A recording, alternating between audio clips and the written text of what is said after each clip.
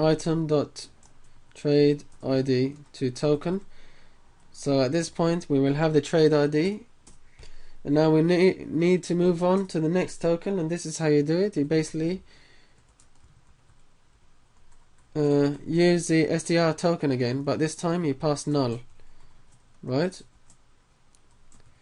as a first parameter, and then delimiter again, and then we assign the next thing, which is security ID. As you can see in the file, trade IDs first, then security ID, then trade type. What's happening here? I want to go back here. Okay, so token. So to make my life easier, I'm just gonna copy and paste this.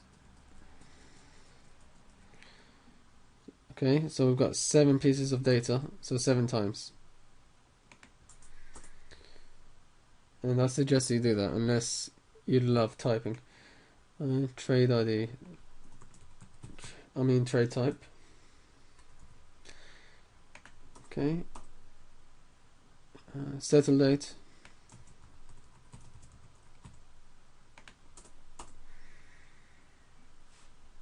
What else was there? I think, yeah. Let me go back to the file. Trade type, settle date, rate, cash flow, and type.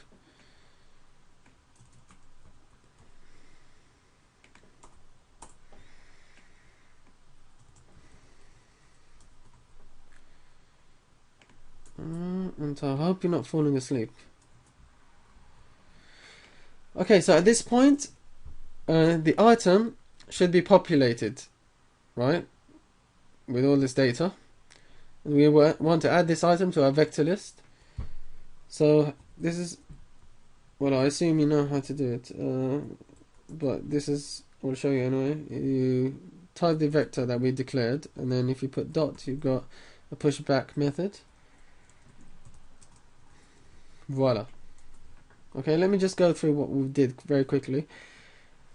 So this is like the first crucial part of the application, which is reading the file, and the next part is actually going through the contents or the list of the vector and aggregating the values. So we opened the file, and we're looping through the file. We're getting the line. If it's a first line, we continue because we don't want to deal with the header, which is this line here. And then we declare a token to hold each token of the line, and then a data item, of course, because that's what we're going to pass or put in the vector, since we did declare a vector of data item up here, as you can see. And this is how you tokenize a line. Again, there are lots of other methods on the internet. So after this loop, we should have a list of all the lines. This vector should be populated with the data of each line. So we will not, or we don't need the input file anymore. We can close that now.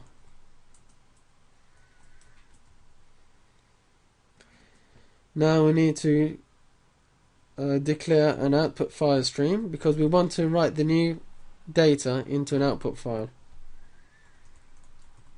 So previously we used IF stream, now we're using OF stream. If you're interested in learning more about what's it called, file streams, just search for fstream C++ in Google or something.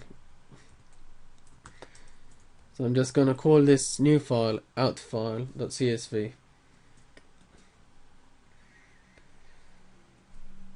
Right, so this is where the magic happens. We want to loop through the vector now, okay, because now we've got a vector with all the data from the file. So let's create an iterator. And iterator is a method, an efficient way of looping through a vector. I suggest you search and read up on it more if you don't know anything about it. And I do suggest that you stay with me as well and watch this, because I'm going to demonstrate how to use it. this is its a typical use of an iterator.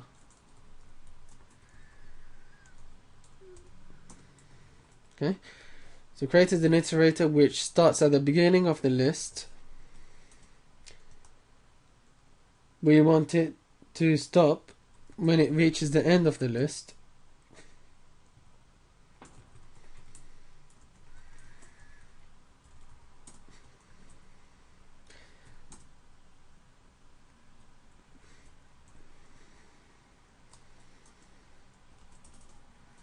Okay, so once inside, we want to declare an integer to hold the cash flow amount, the aggregated cash flow amount. I mean, this depends on the data you're taking. Here we've just got an integer for the cash flow column, so let's just create a variable to hold that. And then if you remember, all our data here are stored as strings, right? So we need to convert that string into an integer. And in order to use the iterator, put star I, okay? And then if you put dots there, you can see the values or the data you have access to. So we want the cash flow.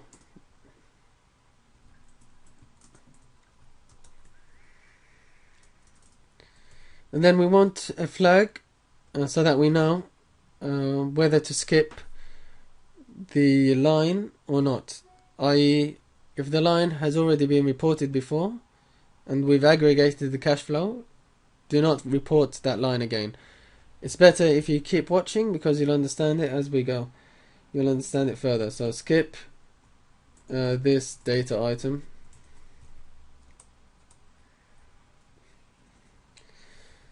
Right, so the first thing we need to do is basically work backwards to see if this position was already reported. As I explained initially, we're aggregating based on security ID, settle date and interest. So for example, when I come to this line, yeah, because we've already reported the first line, we don't want to report this line as well. Yeah, you'll understand as I go, hopefully. So the first thing we need to do when we work backwards is we don't want to deal with the first item in the list. Why? Can you guys guess why we don't want to deal with the first item in the list? Because we can't go backwards anyway. If this is the first item, there's nothing to compare it to.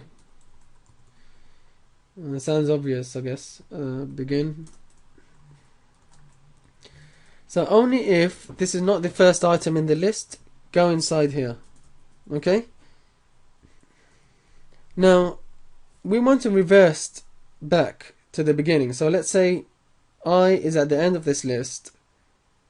When we come inside here, we want to go back the list one by one and compare or check that we haven't reported the current line already.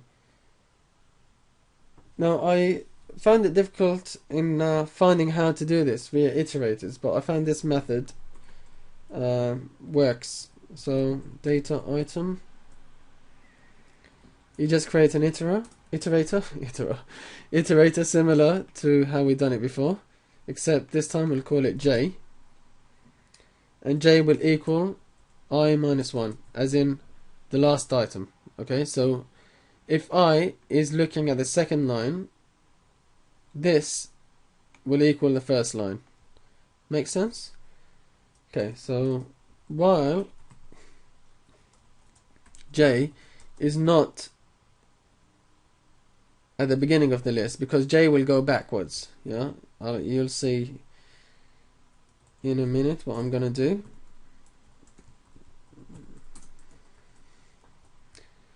or J is the first item on the list, because we still want to look at the first item. Begin. Oop, I always do 2 lines for some reason after a while or loop or something. Right. Let me just type this and I'll explain it after I type. So if J is not equal to data item, if it's not at the beginning of the list, we do want to continue to the next item back. So we want the loop to continue. However, if J is reached the beginning of the list, we want to break the loop. Okay, let me just explain this again. So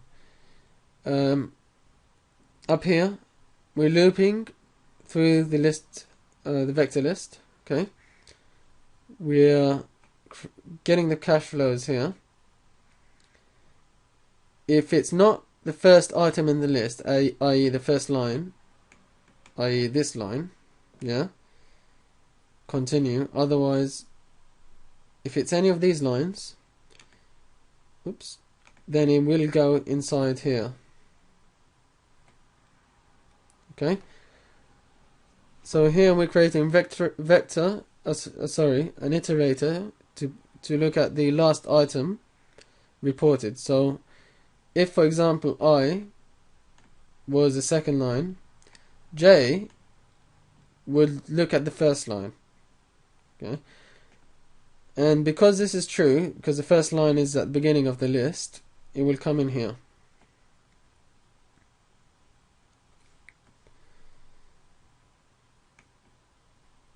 And we've put this here because we want the loop to continue until it reaches the beginning. Okay. So, and then finally, if if J hasn't reached the first of the line, because basically it works backward, J will equal to this, and then that, and then this second line, and then the first line. Once it reaches the first line, we want it to break. Otherwise, we want it to keep going back a line. Now here is where you would check for the values of the data and decide whether to aggregate, or not decide whether to aggregate, but decide whether to skip this line or not, based on the data that were given in the input file. I'm just going to type this quickly. I hope I'm not going too slow or too fast.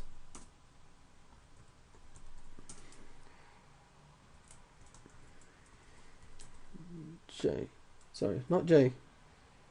Yeah, J, sorry. Sec ID. So if the current line, which is I, is equal to the previous line, or any of the lines previously reported, which is J, and that's in any lines because this is a while loop. So first it will equal to the previous line. If the security ID in the previous line and the current line are the same, I'm just going to copy that to save time.